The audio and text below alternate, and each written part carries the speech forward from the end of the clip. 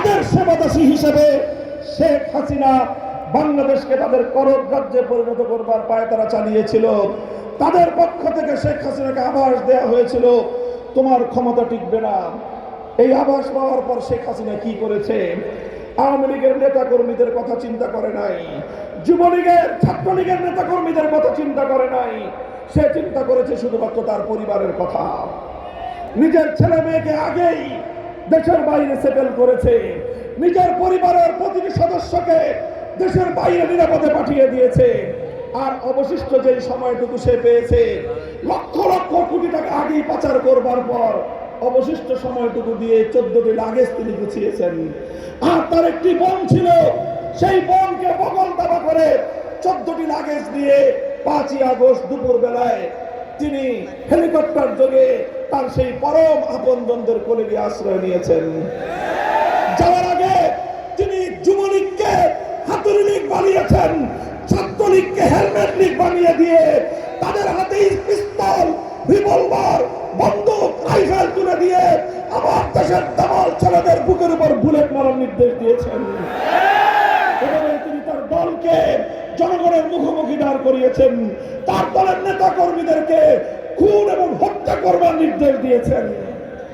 আজ এ কথা শুধু আমাদের নয়, ইসলামী সংগঠনগুলোর নয়, শুধু দেশপ্রেমিক বাংলাদেশের মানুষের নয়, আন্তর্জাতিক অঙ্গনে জাতিসংঘের পক্ষ থেকে যে রিপোর্ট প্রদান করা হয়েছে, সেখানে সুস্পষ্ট ভাষায় এই রিপোর্ট দেওয়া হয়েছে জুলাই আগস্টের গণহত্যার জন্য শেখ হাসিনা প্রত্যক্ষভাবে দায়ী।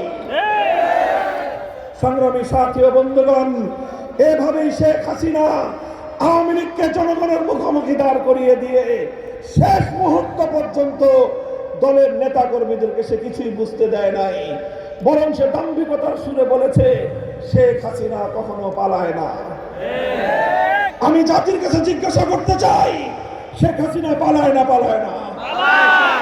শেখ হাসিনা কঠিন পরিস্থিতির মধ্যে তার দলকে ফেলে তিনি তার দলকে, তার সংগঠনকে ধ্বংসের দ্বার প্রান্তে দাঁড় করিয়ে দলের 12টা বাজিয়ে তিনি কি করলেন?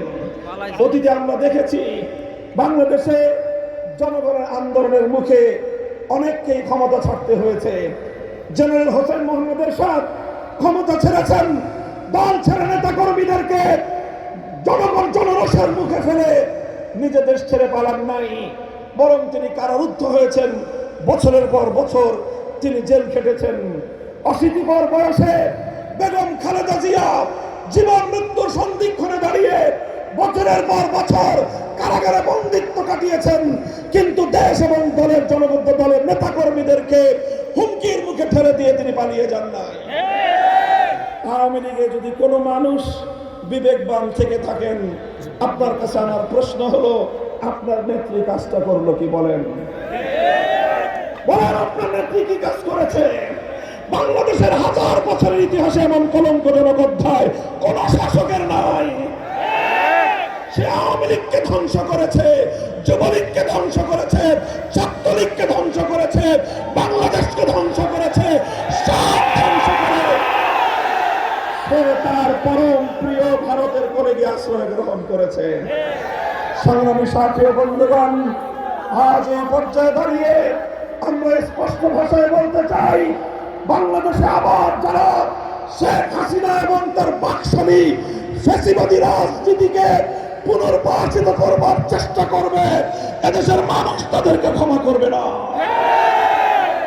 তাদের 2000 জুলাই আগস্টের বিপ্লবে 2000 তামার সন্তানের রক্ত ঝরিয়েছে, প্রত্যেককে হত্যাকাণ্ডের বিচার হতে হবে। বাংলাদেশ থেকে পাচারকৃত লক্ষ লক্ষ কোটি টাকা ফিরিয়ে এনে দেশ এবং জনগণের কল্যাণে ব্যয় করতে হবে।